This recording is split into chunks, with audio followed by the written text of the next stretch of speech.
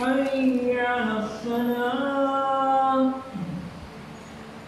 حي على الصلاة حي على الفلاح حي على الفلاح الله أكبر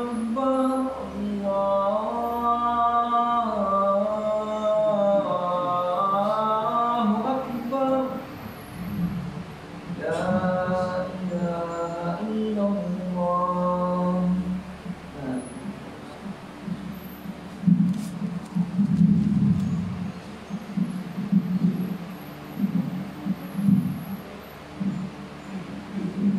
Sandali po, ikot na.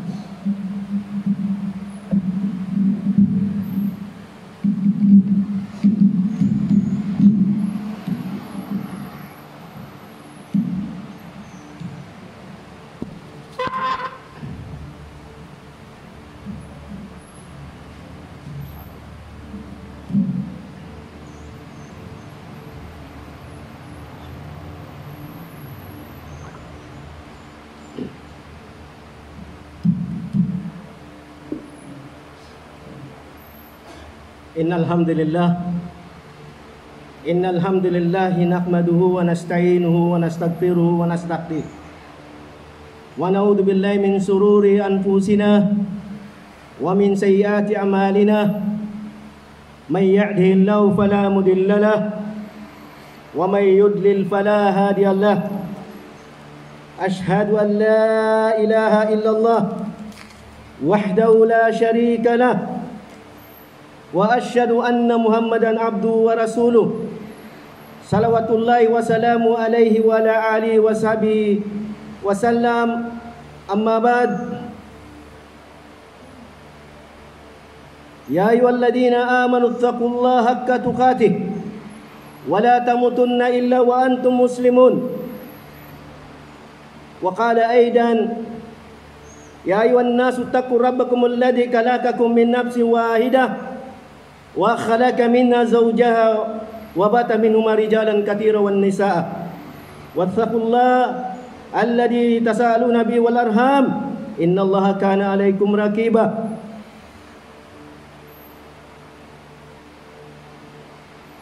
Ya ayyuhalladzina amanu taqullaha wa qulu qawlan shadida yuslih lakum a'malakum wa yaghfir lakum dhunubakum wa man yuti'illahu wa rasulahu faqad faza fawzan 'azima. Amma ba'd. Fa inna khaira hadithi kitabullah wa khaira hadi Muhammadin sallallahu alaihi wasallam wa syarral umuri muhdatsatuha wa kullu muhdatsatin bid'ah wa kullu bid'atin dalalah wa kullu dalalatin finnar. Muttafaqun alaihi. Ang lahat ng papuri ay naukol lamang kay Allah subhanahu wa ta'ala. Pinupuri natin siya at pinapasalamatan sa lahat ng mga biyayang ipinagkaloob sa atin sa araw at gabi. Tayo'y humingi ng kapatawaran at magpasalamat sa lahat ng mga biyayang ipinagkaloob niya sa atin. Kanyang winika sa malulhating Quran, o mga mananampalataya, una niyang tinawagan ang mga mananampalataya. Huwag kayong abutan ng kamatayan na kayo ay wala sa loob ng pananampalatayang Islam at kayo ay hindi mga Muslim. Pangalawa, tinatawagan niya ang lahat ng sangkatauhan. Ibig sabihin, Muslim man siya o hindi Muslim, ito'y address na panawagan ng ating Panginoong Diyos na si Allah.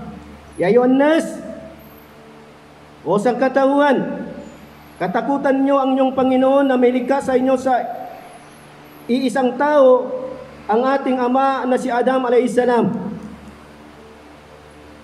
At mula kay Adam ay nilikha ang kanyang asawang si Eva o si Hawa, at mula sa kanilang dalawa ay nagsikalat ang napakaraming lahi ng tao.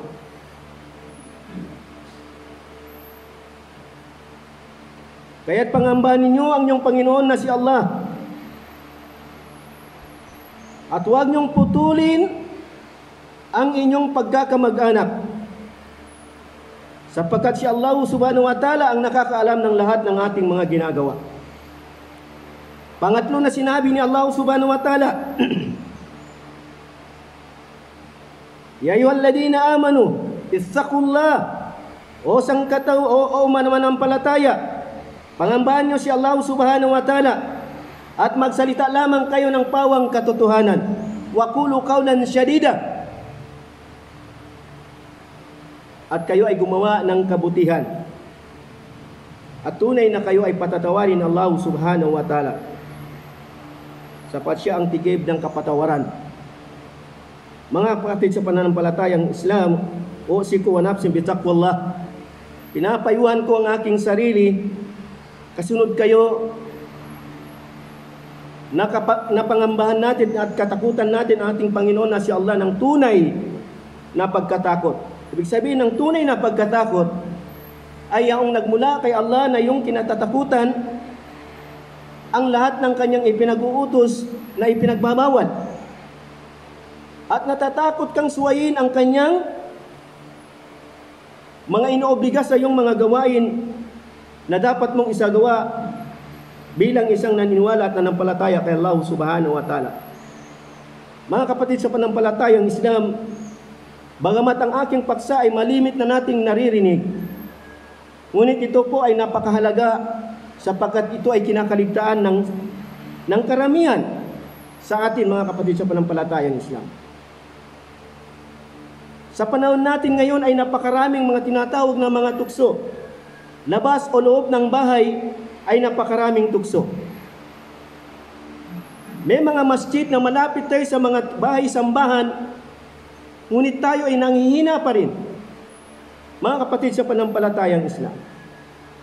Bahay-sambahan na kung saan ay itinayo ito bilang pag-alala kay Allah subhanahu wa ta'ala. Sapagkat tayo nilikha ni Allah subhanahu wa ta'ala, nilikha niya upang siya ay sambahin lamang natin. At bilang isang gabay at tulong sa ating mga sangkatauhan, higit sa lahat sa mga mananampalatayang Muslim, ay siya ay nagturo, nagsagawa, na kayo ay gumawa ng isang bahay-sambahan na tinatawag sa wikang Arabic na masjid. Mga masjid sa buong bansa, sa buong mundo, na kung saan ito ang bahay-sambahan na pinagdarausan ng pagsamba ng mga mananampalatayang Muslim. Ngunit nagsikalat pa rin ang mga pagsubok, mga kapatid sa panampalatayang Islam. Tayo ay tinatawagan ni Allah subhanahu wa ta'ala na manampalataya tayo kay Allah subhanahu wa ta'ala. At ang pananampalatayang ito na pagkilala at pagsamba lamang kay Allah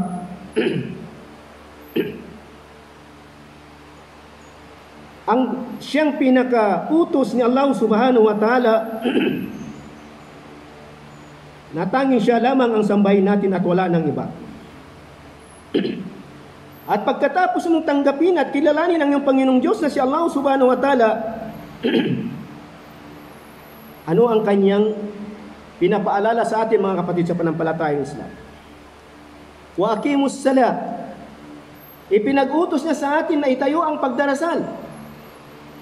Ang pagdarasal na ito ang tanda na ikaw ay totoong sumasamba kay Allah. Ikaw ay totoong naniniwala kay Allah subhanahu wa ta'ala. Kaya ang sabi niya, itlu alayha, sabi niya, sabihin niyo sa kanila, wa aqimus salat.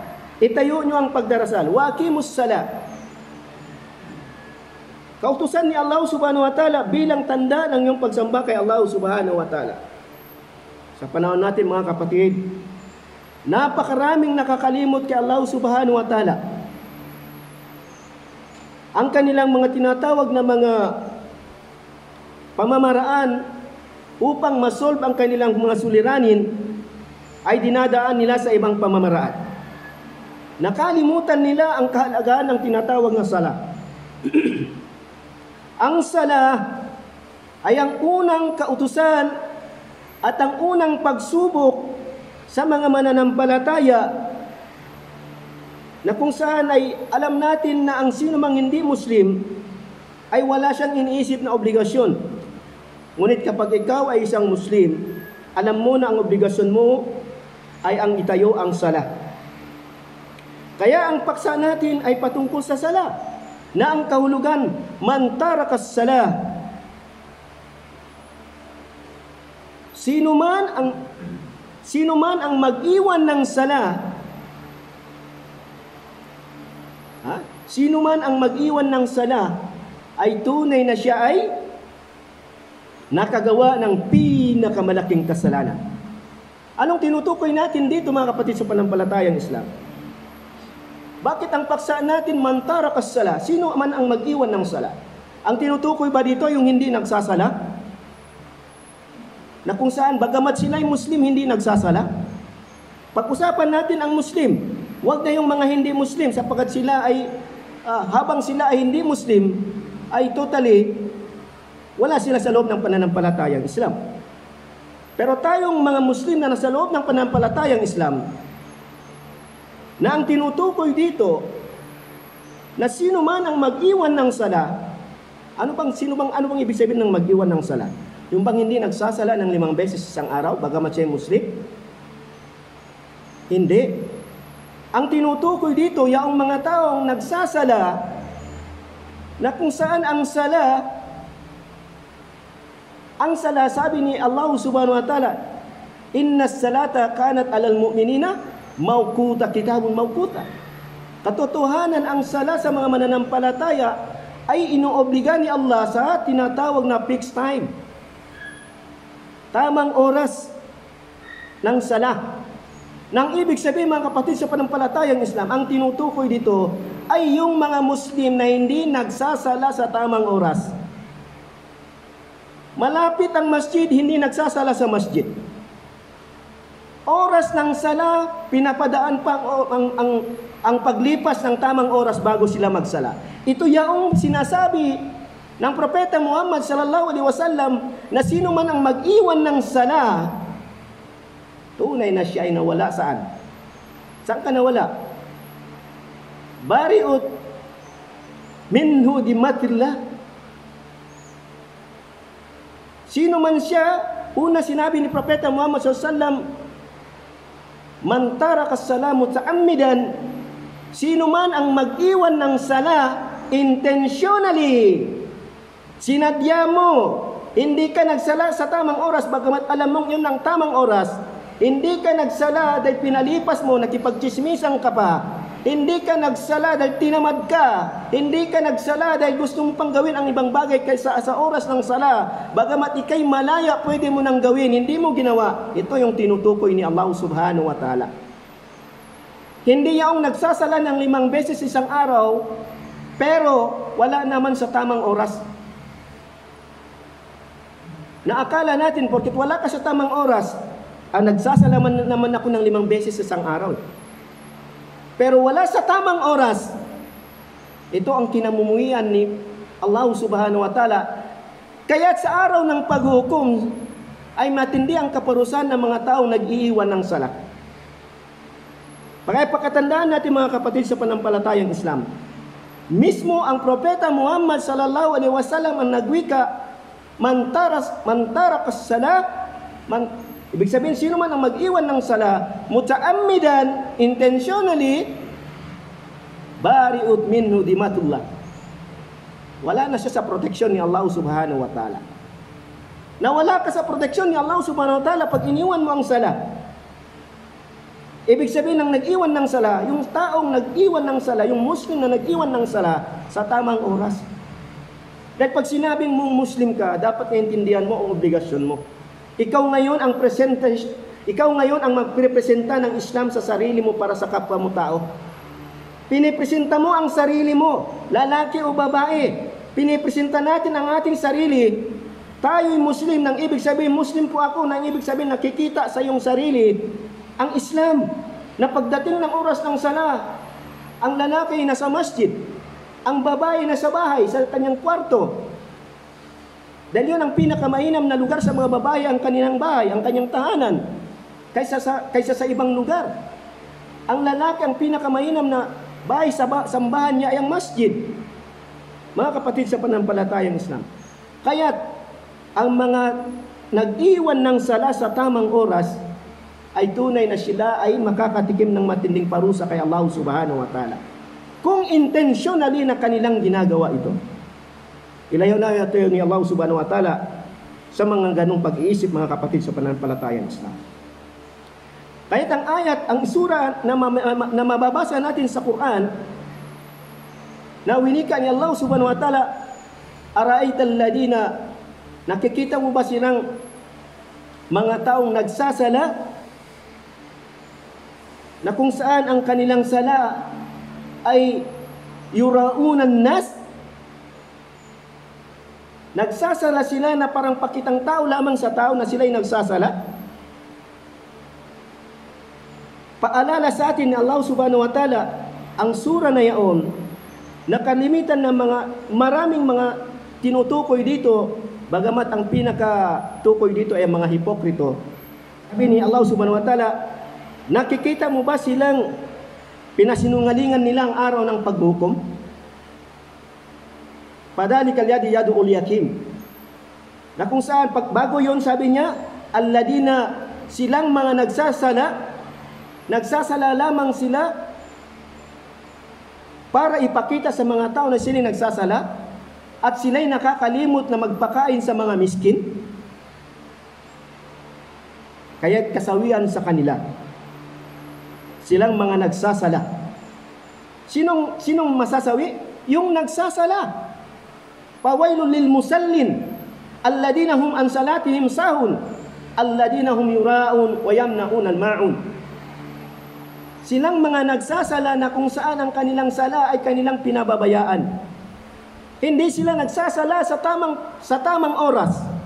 Hindi sila nagsasala sala na kung saan ipinag-uutos ng Allah subhanahu wa ta'ala, sala na iniutos ng Propeta Muhammad sallallahu alaihi wasallam.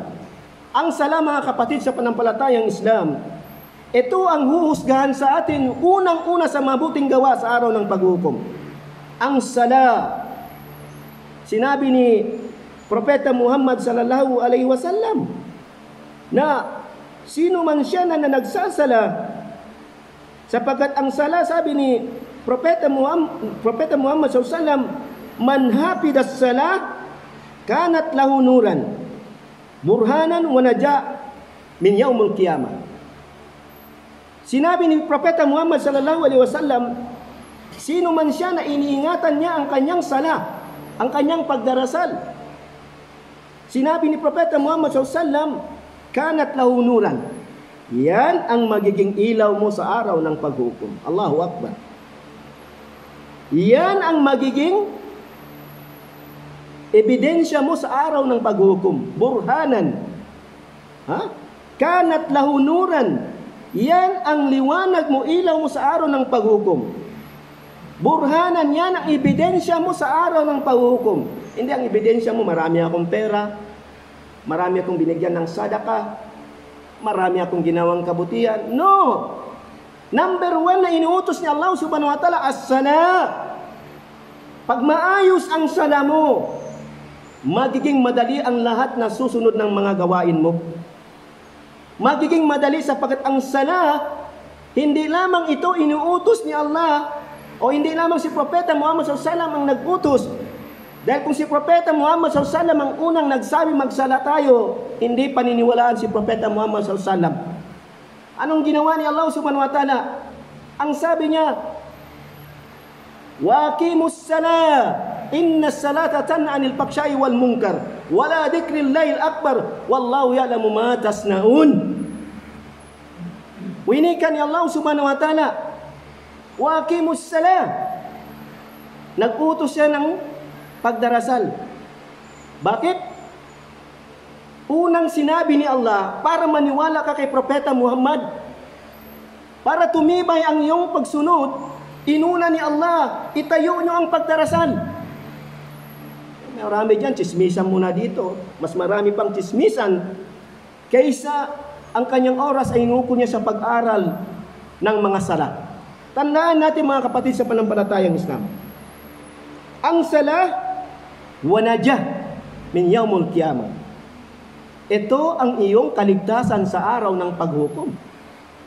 Pag hindi ka mahal-mahal sa iyo ang salah, malaking problema sa iyo kapatid sa panampalatayang Islam. Pag hindi ka mahal-mahal sa iyo ang salah at ang masjid, may problema sa iyong pananampalataya. May problema sa iyo ang pananampalataya. Babae ka man o lalaki.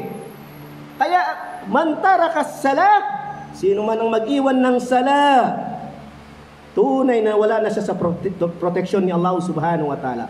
Sinong tinutukoy? Muslim. Sino? Yung hindi nagsasala? Yung nagsasala. O bakit siya? Nagsasala naman. Hindi siya nagsasala sa tamang oras. Hindi siya nagsasala sa tamang oras. Mga kapatid sa panampalatayang Islam, paano magiging isang liwanag, ilaw mo sa araw ng paghukom ang sala kung hindi ka nagsasala ng maayos?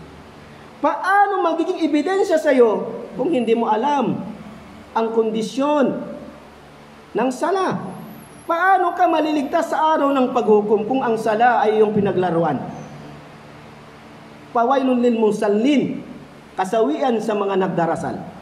Bakit kasawian sa mga nagdarasal? Akala ba natin ligtas tayo dahil tayo nagsasala? Oo. Pero ang problema, ligtas ka nga. Pero dahil sa iyong kapabayaan sa sala, dadaan ka sa matinding kaparusahan. Ang aim, ang goal natin, huwag tayong makatikim ng kahit katiting na parusa. Yun ang gusto natin eh. Huwag tayong makatikim ng kahit konting parusa sa impyernong apoy at sa loob ng libingan sa araw ng paghukom na ikaw itatapon kung saan ka dapat itapon o ilagay. Yun ang gusto natin eh. Na tayo ay makaligtas sa kaparusahan ni Allah subhanahu wa ta'ala. Mga kapatid sa panampalatayang Islam. Kaya't ang tinutukoy dito, silang mga hindi nagsasala sa tamang oras. Ang sala ay diniinan ni Allah subhanahu wa ta'ala ng ating Panginoong Diyos na si Allah. Wa aqimus salah. Itayo nyo ang pagdarasal, sapagkat ang pagdarasal, inna salata tanha, ay pumipigil. Inna salata tanha anil faksya'i wal munkar. Nagpipigil ng paggawa ng kalaswaan at ng kasamaan, ng kasalanan. Yun ang sala. Pag ikay nagsasala ng maayos, 5 beses isang oras o sa isang araw, tingnan mo ang sarili mo. Kapag pinag-aralan mo ang sala, kaya nga sabi ni Propeta Muhammad sallallahu alaihi wasallam, sabi niya, "Sallu kama ra'aytumuni usalli." Magsala kayo kung paano niyo ako nakitang magsala. Isipin mo ang kapatid, itong hadith na ito, pag pinag-aralan to, napakalawak. Napakalawak. Sallu kama ra'aytumuni usalli. Anong ibig sabihin nun? Magsala kayo kung paano niyo ako nakitang magsala. Sala 5 beses isang araw. Iba ang sala sa buwan ng pag ikay nag-hajj. Iba ang sala ng musafir. Iba ang sala ng Idul Adha. Iba ang sala ng Idul Fitr. Iba ang mga sala na kung saan may mga sala na kung saan sa buwan ng Ramadan mayroong mga sala ng tarawih, may tahajjud. Kaya ang sala napakalawak, hindi lamang tinutukoy ang obligatory. Pero doon tayo sa obligatory, yung pinakakailangan, bakit hindi mo may tayo sa tamang oras? Bakit hindi mo minamahal ang sala? Hindi mo ba alam na ang sino man mag-iwan ng sala, tunay na siya ay nasa lugar na kung saan siya ay delikado. Kaya mga kapatid sa panampalatayang Islam, sa panahon na ito, napakalawak, napakarami ng pagsubok sa buhay natin. Napakarami. Alam natin na inaalala natin ay ano, ang ating inaalala ay ano? Inaalala natin ang ating hanap buhay. Hanap buhay ang ating inaalala. Paano ba ito? Yung hanap buhay ko, paano ganito? Samantalang si Allah, bago niya likain ang kalangitan at ang kalupaan, si Allah subhanahu wa ta'ala, inuna niya ang mga bagay na pangangailangan ng tao. Inuna niya muna bago niya likain ang tao. Si Allah na siyang nakakaalam ng lahat. binigyan ka niya ng paningin, binigyan ka niya ng pandinig, binigyan ka niya ng dila, binigyan ka niya ng kamay, binigyan ka niya ng paa, binigyan ka niya ng pag-iisip. Ibig sabihin noon, nandyan, hanapin mo ang kayamanan. Andyan lang. Kaya nga sa Yaumul Jumu'ah, nung sabi ni Allah subhanahu wa ta'ala, pagkatapos ng sala, magsikalat kayo. Hanapin nyo ang biyaya ni Allah subhanahu wa ta'ala. Hindi niya sinabing hintayin nyo dyan. Bababa yan, babaksak sa'yo yan. Hindi. Kung ikay gagalaw at maghanap, nagawa mo na ang utos ni Allah subhanahu wa ta'ala. Kumita ka man sa hindi, huwag mong problemahin yun. Ginawa mo na ang nararapat. Hindi sinabi ng Allah na pag hindi ka nakakita at hindi ka nakakita ng iyong anak buhay, problema mo na yan. No, si Allah ang nagpo-provide, mga kapatid, sa panampalatayang Islam. Inna anzalna mala liikamis sala wa itais saka. Sinabi ni Propeta Muhammad SAW, katotohanan, ibinaba ni Allah ang kayamanan upang maitayo ang sala at kayo'y makapagbigay ng sakat. Kaya inuna niya ang kayamanan bago ang sala.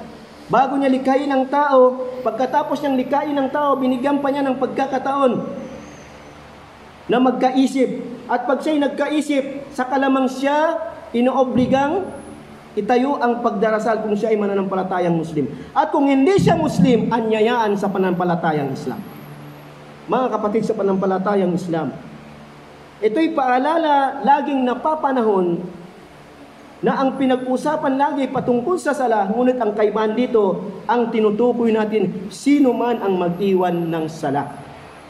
Sino man ang mag-iwan ng sala, tunay na siya ay kasawian sa kanya. Pawailul lil musallin. Kasawian sa kanilang mga nag-iiwan ng sala. Aku li qauli hada wa astaghfirullah li wa lakum fastaghfiruhu innahu huwal ghafurur rahim.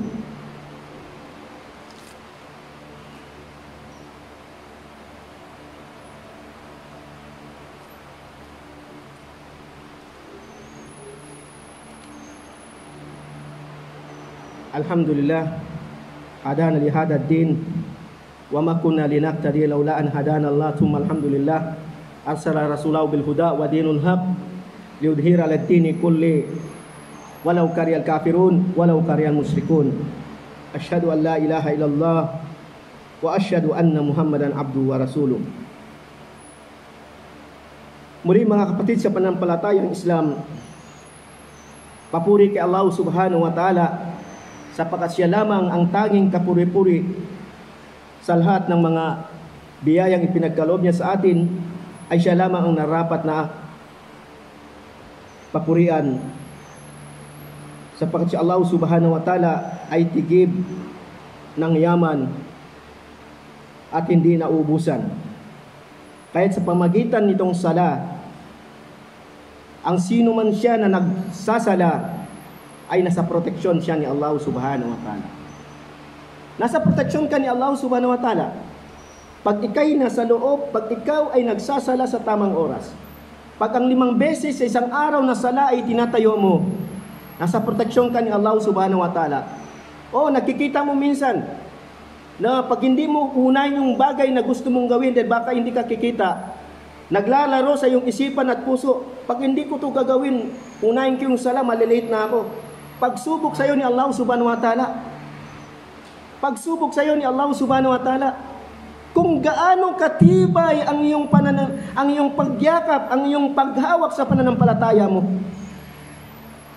Si Satanas nandun sa tabi mo nagbubulong sa iyo Ha? Pag hindi mo unahin yan, unahin mo pa yung sala, kawawa ka. Mga bulong na kung saan, paano kung ang sala, katulad sa Saudi Arabia, ang sala ay paiba-ibang oras. At ikaw, yung negosyo mo ay minsan ay kailangan unahin mo. Dahil ang oras ay paiba-iba. Iniwan mo ang sala. Mga kapatid, sa pananampalatayang Islam, ang sala, katulad ng sinabi ng Propeta Muhammad SAW, ay ito ang siyang ilaw natin sa araw ng paghukom. Ito ang siyang ebidensya natin sa araw ng paghukom. Ito yung kaligtasan natin sa araw ng paghukom. Kaya nga pagdating ng sala, laging sinasabi ng muwaddin, hayalal fala. Hayalal fala. Halina kayo sa tagumpay. Halina kayo sa tagumpay. Walang tagumpay kung hindi ka nagsasala. Walang tagumpay kung hindi ka nagsasala. At ang sala, kailangan tayo ay ikhlas. Sinabi nga ng ating mga ulama, nang sabihin ni Allah itong ayat na ito, wa aqimus salah inna salata tanha 'anil fahsya'i wal munkar. Winika ni Allah Subhanahu wa taala, itayo niyo ang pagdarasal. Sapagkat ang pagdarasal ay may dalawang bagay na kung saan ipinapaliwanag ng Allah Subhanahu wa taala. Una, ang dalawang bagay na attributes ng sala, ito'y ginagawa ng isang mananampalatayang Muslim. Ginagawa niya sa pag-iwas niya sa tinatawag na kalaswaan. Ginagawa niya, siya'y nakakaiwas sa paggawa ng kasamaan. Waqimus salah inna salata tanha 'anil fahsya'i wal munkar. Hiniwalay ang paksya at ang munkar. Sapagkat ang munkar, hindi katulad ng kalaswaan. Ang kalaswaan, pag ikay junub, kahit asawa mo pa ang ginamit mo, pag ikay ay nasa loob ng janaba, junub ka, marumi ka, hindi tanggap ang sala mo. Kaya alam mo dapat na kailangan mo maglinis. Kaysa sa nakagawa ka ng kasalanan, then nagwudu ka, oras ng sala, tanggap ang sala mo. Pero may kasalanan ka. Pero kung hiningi mo kay Allah Subhanahu wa taala ng kapatawaran, mga kasalanang maliliit at hindi mo binalikan, pinapatawad ka ni Allah Subhanahu wa taala. Pero kung ikaw ay nasa loob ng kalaswaan, either ikaw ay ang ginawa mo ay ibig sabihin na karumihan na kasama ng iyong asawa, ay hindi pa rin tanggap ang sala mo. Kung hindi mo alam ang pamamaraan na kailangan mo palang maglinis, maligo. Isang example na bagay, bagamat ito ay halal, hindi pa rin tanggap ang sala mo kung hindi ka malinis. Ano na kaya kung ikaw ay gumagawa ng kalaswaan na kasalanan, na mula sa kasalanan? Kaya mga kapatid sa panampalatayang Islam, sinabi ng ating mga ulama, ito ang dalawang uri na nagbubura ng dahil sa sala. Kapag ang sala mo ay tunay, sinabi pa ng mga ating mga ulama, kailangan ang sala natin ikhlas. Ginagawa mo ito, ang sino mang taong ikhlas, at pangalawa, nandun yung takwa niya kay Allah. Pangatlo, ang kanyang pag-alala kay Allah. Ito yung tatlong ito.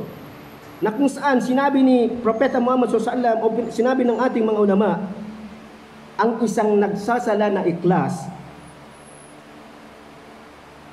ginagawa siya ni Allah na isang taong mapaggawa ng kabutihan. Dahil siya ikhlas, mapaggawa siya ng kabutihan. Pag nakita niya yung masjid, gusto ko pagandahin yung masjid para kay Allah, para maging maganda ang view ng paningin ng mga Muslim sa pagsasala. Magandang gawain. Gusto ko magbigay ng zakat. Gusto ko magkaroon ng symposium. Gusto kong linisin yung lugar, malinis. Magandang intensyon, ikhlas para kay Allah Subhanahu wa taala. Kapag ganoon ang iyong puso, naramdaman mo, ikhlas ka gumawa ng kabutihan. Gusto kong tumulong sa Islam. Ikhlas. Pag ang tao ganun ang kanyang naramdaman, ikhlas para kay Allah Subhanahu wa taala. Pangalawa, sabi ng mga ulama natin, na ang isang taong tunay na nagsasala, siya ay merong takwa kay Allah. Takwa Allah. Kapag ang isang tao ay may takot kay Allah Subhanahu wa taala, ito ay pumipigil sa kanya sa paggawa ng mga kasamaan. Then may takot ka kay Allah Subhanahu wa taala, kaya takot kang gumawa ng kasamaan. Number 3, sabi ng ating mga ulama, ay ang pag-alala kay Allah sa pamagitan ng pagbabasa ng Quran. Kinakaligtaan ng karamihan ng Muslim ang pagbabasa ng Quran. Ang Quran ay napakahalaga sa buhay natin, mga kapatid sa panampalatayang Islam. Nandyan lahat ang nais nating malaman. Nandyan, babasahin mo pa lamang, ay meron ka na agad gantimpalang hindi mo namamalayan. Wag mong paniwala ng Christian to see is to believe. Kailangan makita pa para maniwala ang gantimpala? No. Tayo, hindi pa naibigay na nampalataya na tayo at ginagawa na natin.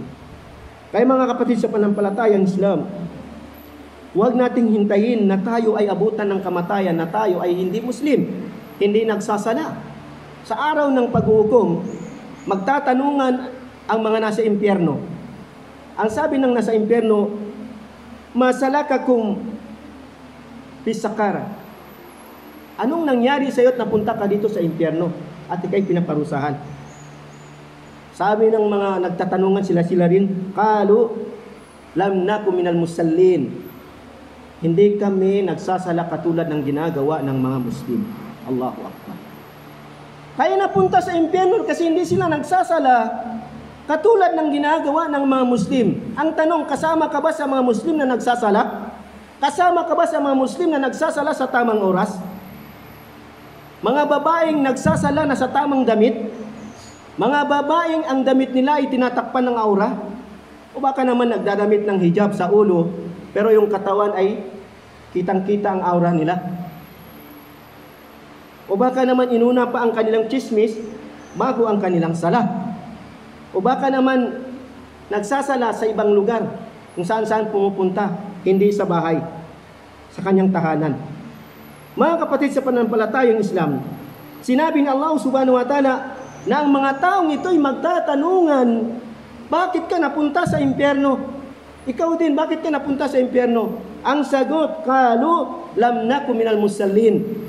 Hindi kami katulad ng mga Muslim na nagsasala. Wala silang ginawa, kundi sila ay nagpabaya sa mga miskin. Walam naku yutimuna miskina. At hindi din sila nagbibigay ng sadaka para magpakain sa mga miskin.